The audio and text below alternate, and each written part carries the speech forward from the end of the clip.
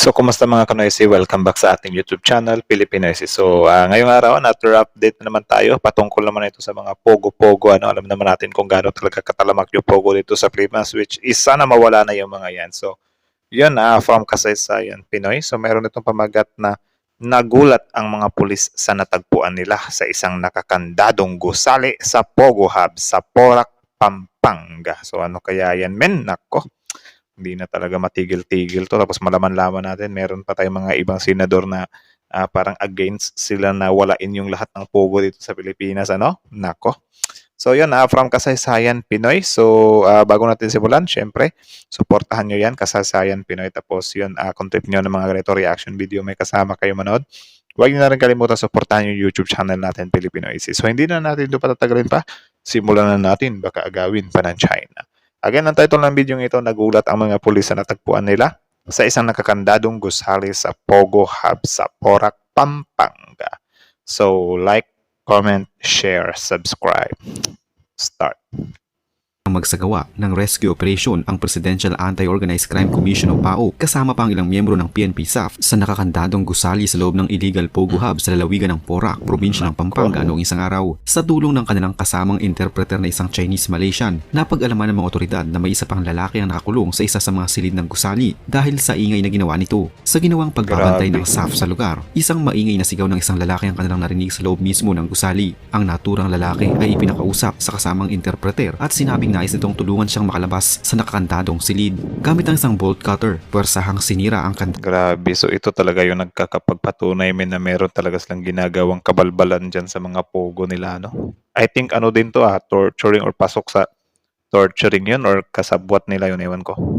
ng pintuan ng gusali. Dahan-dahan silang pumasok at sinabi ng lalaking sumisigaw na mag-isa lamang ito at walang ibang mga kasama. Pagpasok nila ay dumiretso agad sa ika-4 na palapag ang mga rescuer at laking gulat nila nang madatnan nila doon ang isang Chinese national na tadtad ng mga pasa sa katawan. Walang kuryente sa loob ng gusali kaya naman napakainit talaga sa lugar. Nakitaan ng lalaki na ito ng mga pasa sa katawan na tayo. Ito So, sa mga dyan na nagpoprotekta sa pogo na kesyo may kikitain tayo. Paano naman natin ito maipapaliwanag? What if time will come, Pilipino naman yung mabibiktima sa mga ganyan-ganyan nila? Diba?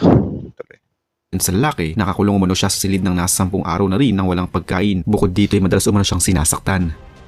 Ayon sa lalaki, hindi umano niya kaya na magtrabaho pa sa lugar na ito na puro pang-iskam lamang ang alam kaya naman mas pinili na lamang nito na talikuran ng kanyang ginagawa na siya palang magiging dahilan ng pagkakabugbog sa kanya at pagkulong sa isang silid ng walang pagkain at tubig. Sa pamamagitan ng interpreter, ikinuwento niya kay PAOK Undersecretary Gilbert Cruz ang naranasan niyang pananakit. Tila naiyak pa ang Chinese national nang sabihin sa kanya ni Cruz na wala nang mananakit sa kanya at ligtas na siya. Grabe, puro kahayupan talagang ginagawa nila dyan, men. Di ko talaga ma-imagine kapag Pilipino na yung nandyan sa sitwasyon nilang yan, na kasi meron din mga mga trabahanting Pinoy yung mga pogo dito sa Pilipinas Kahit nasabihin lang natin na 17% lang ng Pilipino yung nagtatrabaho sa mga pogo. What if time will come yung Pilipinong nagtatrabaho dyan ay magkamali sila? Tapos sila naman yung ganyanin, torture whatsoever, di ba? Sobrang nakakalungkot yun. Parang pangmamalupitan tayo ng mga dayuhan sa sarili mismo nating bayan, lupa, bansa. No way. Matatandaan, sinalakay ng mga otoridad nitong Martes ang isang Pogo Hub sa Porac, Pampanga dahil sa impormasyong may nagaganap umanong mga krimen sa naturang pasilidad. Ayon sa Presidential Anti-Organized Crime Commission o PAOK, nakatanggap sila ng mga video at impormasyon na may nagaganap na torture at sex trafficking sa naturang Pogo Hub. Isang babaeng dayuhan na biktima umano ng sex trafficking ang nagsumbong sa PAOK kaugnay sa mga nagaganap na iligal na gawain sa pasilidad. Nadatnan sa Lucky South 99 ang 157 foreign nationals, kung saan 126 ay mga Chinese, 23 ang Vietnamese, 4 ang Malaysian, 4 ang taga Myanmar at may isang Korean. Lahat sila Grabe, mix pa. Mix na pa. I think din to Ito yung mga sangkot sa human trafficking Walang mga hawak mo na passport o visa. Inaalam pa ng mga otoridad kung sino sa mga dayuhan ng mga sospek at biktima. Ayon pa kay Casio, nauna nang na-raid ng Department of Interior and Local Government o DILG ang Lucky South 99 noong Setyembre 2022 sa parehong reklamo. Natagpuan din sa naturang kumpanya ang 29 Pilipinong napag-alaman ng mga tagalinis umano sa gusali. Ayon naman sa nagpakilalang abogado ng isang Robert Cruz, tanging ang lupa kung saan nakatayo ang pogo ang kanyang pagmamay-ari at hindi umano siya ang operator ng naturang pogo. Parang ano din pala yan, issue nung kay Mayor Alice Go, ano, na lupa lang daw sa kanya. Pero I think mas grabe yung kay Mayor Alice Go kasi bukod sa may dugo siyang Chinese na which is baka nga pure Chinese pa siya eh. Siya pa yung nagrehistro, siya yung presidente, like madami talaga yung involvement niya. So sana naman itong may-ari ng lupa dito, walang matrace na pupunta din sa kanya, no? Kasi kapag meron ako, ikaw yung second Alice Go. Naturang Pogo ay 3 beses na mas malaki kaysa sa Pogo Hub na una nang sinalakay sa Bamban Tarlac na inuugnay kay Alice Go. Kung ang nasa Bamban ay mayroon lamang 4 na mga gusali, ang nasa Porac, Pampanga naman ay may nasa 6 na gusali. Posibleng may Grabe, koneksyon 60. ang nadiskubreng Pogo na ito na sinalakay ng mga otoridad sa Porac sa Zunyuan Technologies Incorporated na una nang sinalakay sa Bamban Tarlac. Ito ang sinabi ni Philippine National Police Chief Jean Fajardo matapos ireklamo ang Lucky South 99 dahil sa sinasabing pang-abuso gaya ng pambubugbog, sexual abuse at iba pang human trafficking activities. Grabe. Ayon kay Fajardo, may indikasyon na magkaugnay ang dalawang sinalakay na Pogo Hubs dahil kapwa may illegal na aktibidad ang ginagawa rito. Yan din yung sinasabi ko na baka talaga meron silang connection eh. Malay natin yung mga tumakas doon sa Bamban pumunta dyan or hindi sa ibang mga pogos. 'Di ba? Possible din yun. Kasi ikaw ba o ako si Pogo 1. Uy, kaibiganin natin yun si Pogo to. Kailangan makakuha tayo ng mga tawag diyan, mga leverage sa kanila para if ever na magkagipitan tayo, pwede natin silang gamitin or sila yung tutulong sa atin, something like that, diba? So may possibilities din yan, diba? Kayo ba, do you think? Nabatid na walang permit ang Lucky South 99 matapos itong salakay ng mga otoridad noong 2022 dahil sa Nako. scam hub pero patuloy pa rin nakakapag-operate. Matatanda ang nasagip ng mga tauhan ng Criminal Investigation and Detection Group at ng Presidential Anti-Organized Crime Commission ang nasa 157 na dayuhang Pogo workers, kabilang ang mga Chinese, Vietnamese, Malaysian at Korean nationals. Nako.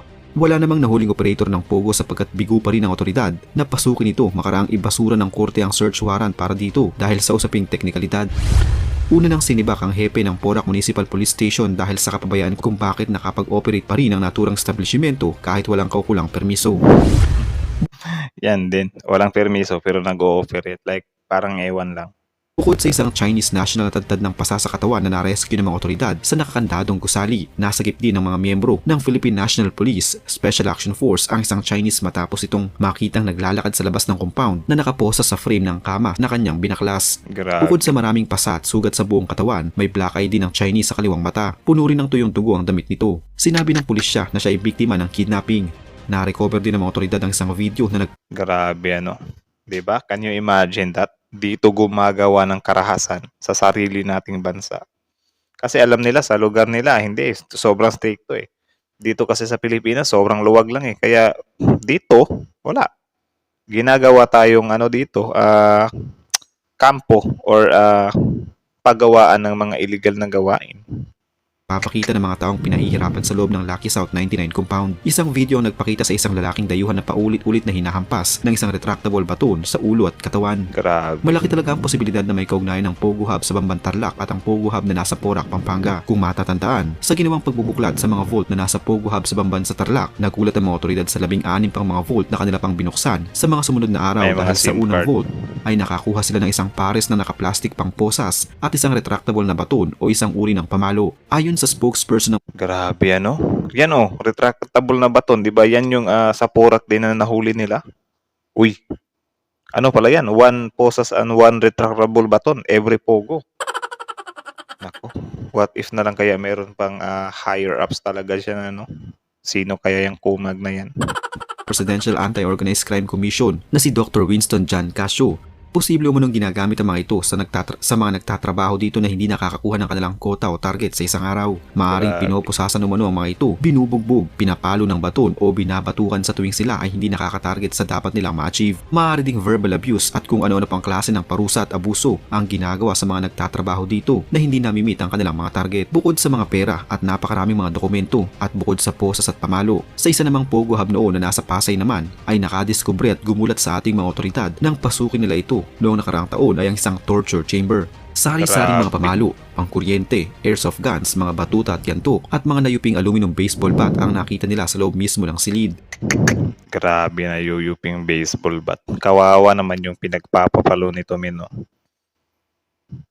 Kaya yun, kayo na magdesisyon kung talaga bang total close na yung ano, yung tawag diyan, mga pogo kasi men ngayon may mga statement kasi yung mga mahal na senador natin like for example si Senator Revilla, ang sabi niya ay sayang daw ang kita.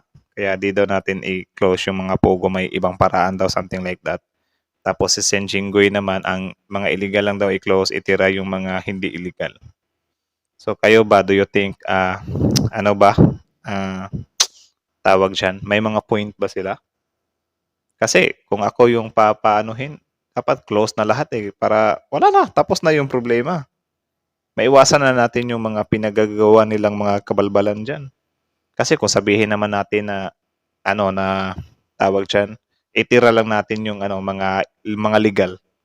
Paano natin ma-check yun kung legal or illegal nga ba yung ginagawa nila?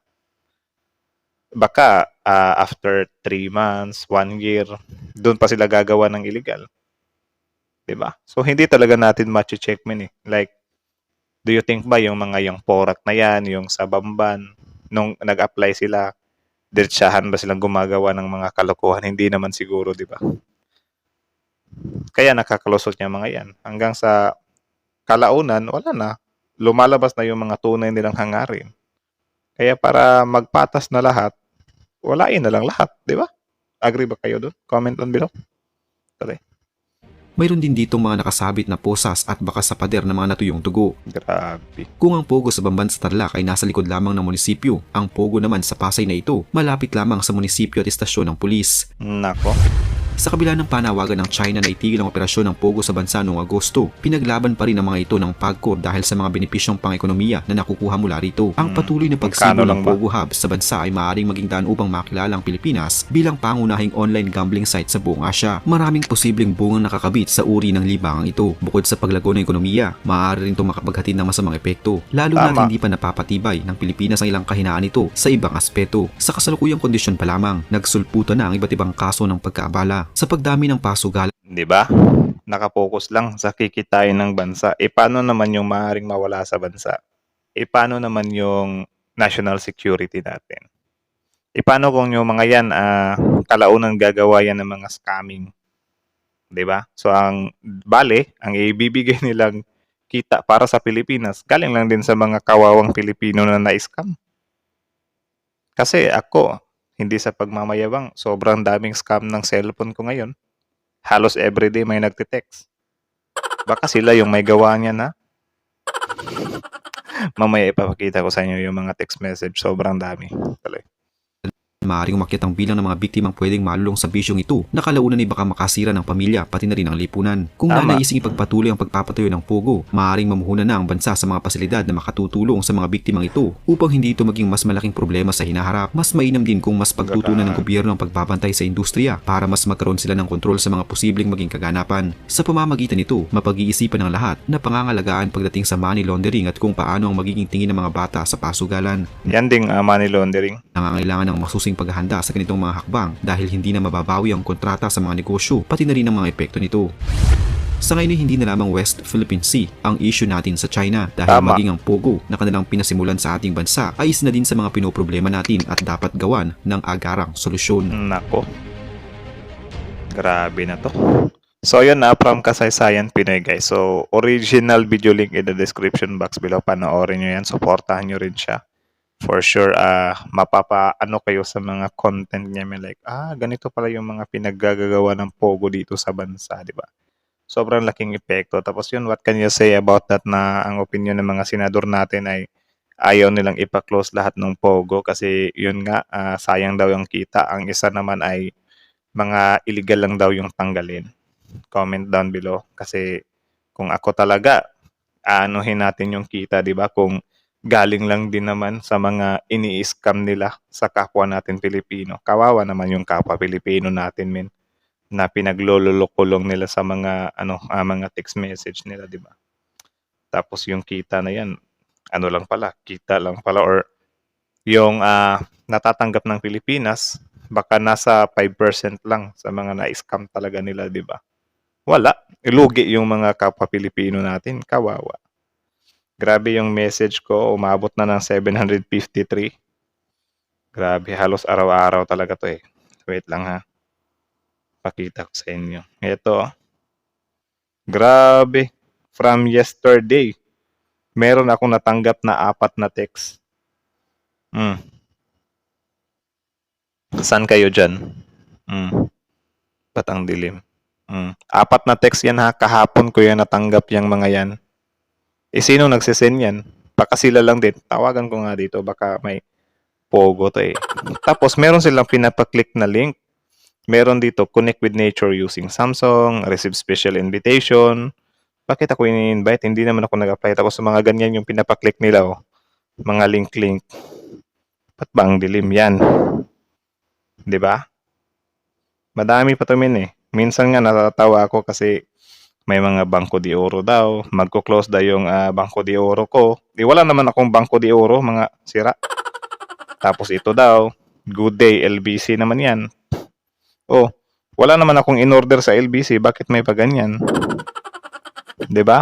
Wala namang magpapadala sa akin. Tapos sabi dito, "Good day, this is LBC Express that we made the third and last delivery attempt dated today, June 6." Oh, unsuccessful. Oh, sino nang magpapadala na sa akin? 'Di ba? Like grabe, halos araw-araw binobomba ako ng mga scamming message na 'yan. 'Di ba? Sobrang dami. Kapag ikaw talaga, halimbawa yung mga tao na walang gaanong kaalaman sa mga ganito, maloloko't maloloko eh. O saan ba galing 'to? Minsan napapaisip na lang ako, ano bang nangyayari doon sa SIM card registration, bakit parang wala namang epekto? 'Di ba? Meron dito yung GCash ko daw, magko-close na daw. Ngayong araw kung hindi ko i-click yung link, tapos kinabukasan nag-text na naman. Nag-text na naman kinabukasan, nag-text na naman. So minsan napapaisip ako, ang tagal mo namang i-close mo na lang 'yan. 'Di ba? Meron din ito, domestic mail daw. Oh, domestic mail. Hindi naman ako nagpapadala ng domestic mail. Ano ba yung mga domestic mail na 'yan? Like ginagawa talaga nila lahat para makapang-scam dito. Like baka nga talaga yung mga gumagawa ng mga scamming na mga pogo na 'yan, sila yung mga kagagawan dito, eh. 'Di ba? Sobrang dami niya, no? Ngayong buwan, I think nakatanggap na ako ng mga 200 messages, eh. 'Di ba? Yan, kahapon 4. Pakita ko sa inyo. 4 na parang mga scamming message yan, kahapon. Yesterday yung nakalagay dyan. Oh, sinong may kagagawan dyan? Baka sila lang din, yung mga nasa mga hinayupak na mga pogong yan. Mga wala nang ibang magawa kundi lokohin yung mga kapwa Pilipino natin. 'Di ba? So para maging matibay sa itong Pilipinas, alams na. So kayo guys, alam niyo na kung sino yung iboboto yung mga senador next year, na sana naman isipin din nila yung mga kapwa Pilipino, 'di ba? Hindi lang yung puro mga ano-ano lang. So yun na, kayo na masasabi nyo dito, comment down below, tapos yun pag-usapan natin yan sa comment section. So I think that's it na lang muna. Thank you so much for watching. Kasaysayan Pinoy Filipino ISIS. So yeah, Filipino ISIS.